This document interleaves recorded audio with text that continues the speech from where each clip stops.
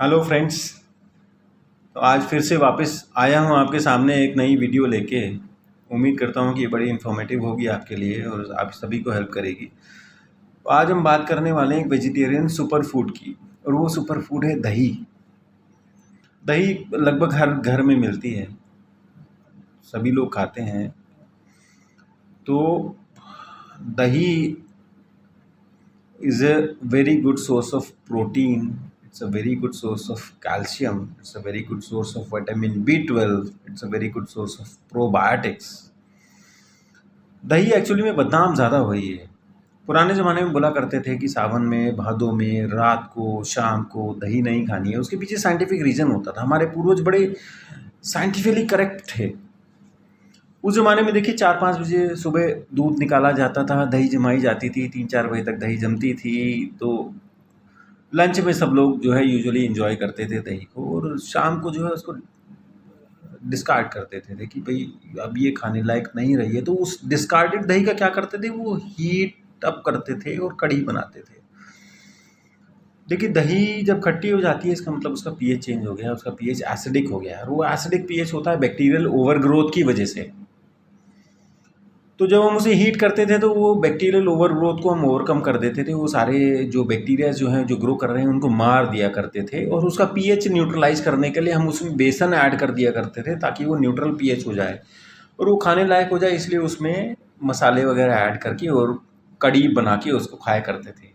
जितनी ज़्यादा खट्टी दही होगी उतनी ज़्यादा बढ़िया कड़ी जमेगी, ऐसा बोला जाता था। इसका मतलब ये था कि जितनी ज़्यादा खट्टी दही होगी उससे सबसे ज़्यादा ज़रूरत है सबसे जल्दी हीटअप करने की, उसका पीएच न्यूट्रलाइज करने की, उसकी कड़ी बनाने की और खाने की। क्योंकि उस ज़माने में खाना वेस्ट नहीं किया जाता था। आज की तरह नहीं था कि खाना ख़राब हो गया तो फेंक दिया डस्टबिन में, है ना।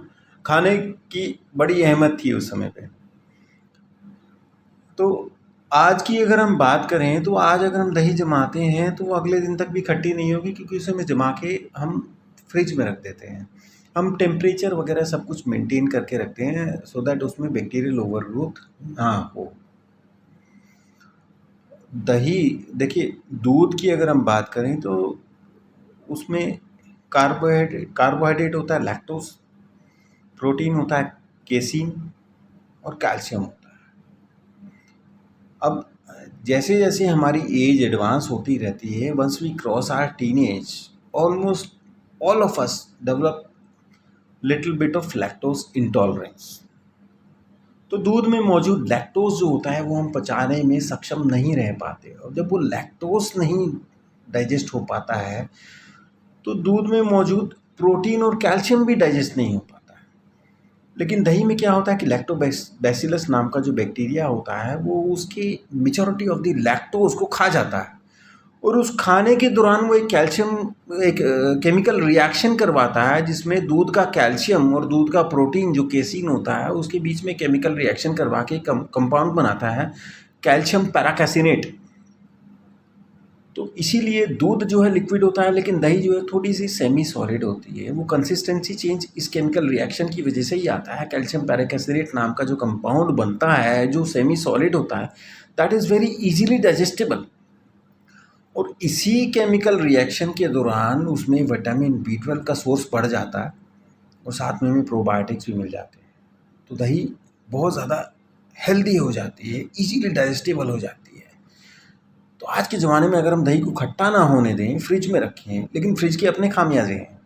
फ्रिज से निकालते ही अगर हम चिल्ड दही खा लेते हैं तो अगेन आयुर्वेद हमें बोलता है कि जो भी हम अपनी बॉडी में डाल रहे हैं उसका पीएच और टेम्परेचर हमें अपनी बॉडी के साथ मेंटेन करना है, मैच करना है। तो दही अगर एसिडिक है यानी खट्टी है तो वो नुकसान करेगी। दही अगर चिल्ड है तो टेम्परेचर मैच नहीं होगा, इस वजह से नुकसान करेगी। तो आप फ्रिज में दही जमाइए, उसको खाने से पहले आधा पौना घंटा रूम टेम्परेचर पे छोड़ दीजिए। Let it come to room temperature, let it come to normal temperature, let it match your body temperature, and then you can consume it. It will not cause any harm.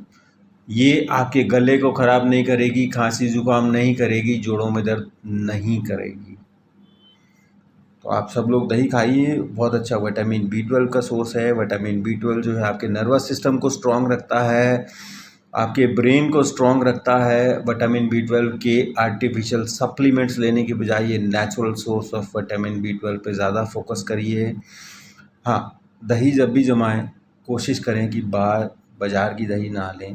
बाज़ार की दही को उसकी thickness maintain करने के लिए थोड़ा सा, एक तो फुल क्रीम दूध की जमाई जाती है, फ़ैट कंटेंट ज़्यादा होता है, कई बार आर्टिफिशियली भी फ़ैट ऐड किया जाता है। It is difficult to comment upon, but definitely घर की जमाई हुई दही से अनहेल्दी होती है बाहर की दही।